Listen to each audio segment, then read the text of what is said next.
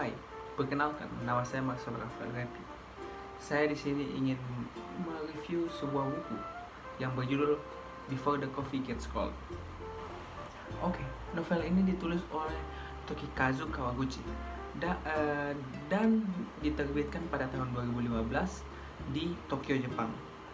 Jumlah halaman pada novel ini ada 213 dan juga harga yang jika kita membeli novel tersebut ada 153.000. Novel ini berlatar di sebuah kafe bernama Funicula di Jepang, itu lebih tepatnya di Tokyo. Konon katanya kafe ini bisa membawa seseorang kepada masa lalu, hanya selama kopi yang disajikan itu sebelum menjadi dingin. Cerita ini tidak menawarkan konsep perjalanan waktu, tetapi juga refleksi emosi tentang penyesalan, cinta, dan sebuah pengampunan. Oke, novel ini terdiri dari 4 kisah yaitu masing-masing dengan tokoh namun terhubung melalui kafe Funicula. Oke, kita akan masuk dalam kisah pertama. Kisah pertama ada tentang perempuan bernama Fumiko yang ingin bertemu kekasihnya yang telah pergi ke Amerika. Meskipun ia tidak mengubah apapun, Fumiko mendapatkan kedamaian batin dari pertemuan singkat tersebut.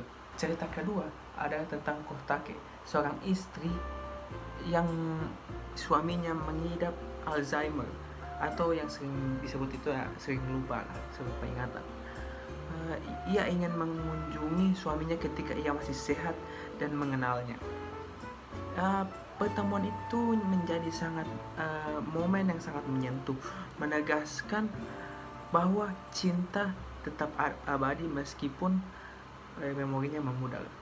Cerita ketiga adalah tentang dua saudari yang bernama Hirai dan Kumi, yaitu mereka dua adalah seorang perempuan.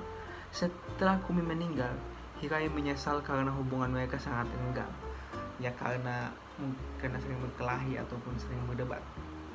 Ia memanfaatkan kesempatan untuk kembali ke masa lalu untuk meminta maaf dan mengucapkan perpisahan untuk membuatnya bisa melangkah lebih maju dalam kehidupannya. Oke, yaitu sekarang cerita terakhir, yaitu cerita keempat. Cerita keempat ada seorang wanita yang sedang hamil. Dia tahu bahwa kehidupannya tidak akan lama. Ia ingin melihat anaknya di masa depan. Meskipun menyedihkan, ia ingin merasa bahagia melihat buah hatinya, meski hanya sebentar saja. Konsep masa lalu yang berada dalam novel ini yaitu kembali ke masa lalu, tapi dia tidak bisa mengubah apapun yang berada di masa lalu tersebut. Jadi masalahnya tetap akan menjadi sebuah masa lalu. Mereka hanya bisa mengulangi apa yang sudah terjadi. Biarpun mereka melakukan apapun yang mereka inginkan, tapi masa depan tidak akan pernah berubah. Keempat kisah ini menyampaikan bahwa pesan bahwa masa lalu tidak akan pernah bisa diubah sama sekali, tetapi pemahaman dan kedamaian bisa memperoleh temuan yang tulus. Oke, novel berjudul Before the Coffee Gets Cold ini menurut saya sangat bagus untuk karena menyajikan sebuah konsep yang unik dan emosional. Dan keunikan novel ini terletak pada gagasan perjalanan waktu yang sederhana, tokoh-tokoh yang kuat, dan latar tempat yang terbatas juga, namun sangat bermakna. Meski demikian, bagi sebagai pembaca, alur yang bisa dibilang ini alurnya cukup bisa dibilang lambat ya, dan repetitif ya, terulang-ulang karena struktur narasinya bisa dibilang hampir serupa di setiap saat. Oke, novel yang berjudul Before the Coffee Gets Cold ini sangat menekankan pentingnya kata-kata dan pertemuan.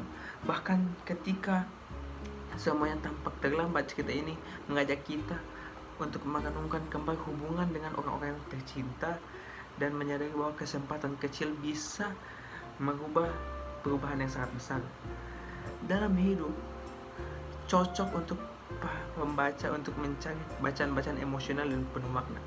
Ya karena ini saya menyarankan untuk membaca ini karena saya sendiri membacanya, dan saya ingin membaca buku-buku lain yang tentang Before the Coffee Gets Cold, karena buku tentang novel ini bukan hanya satu tapi ada beberapa, jadi saya ingin membacanya yang lain juga.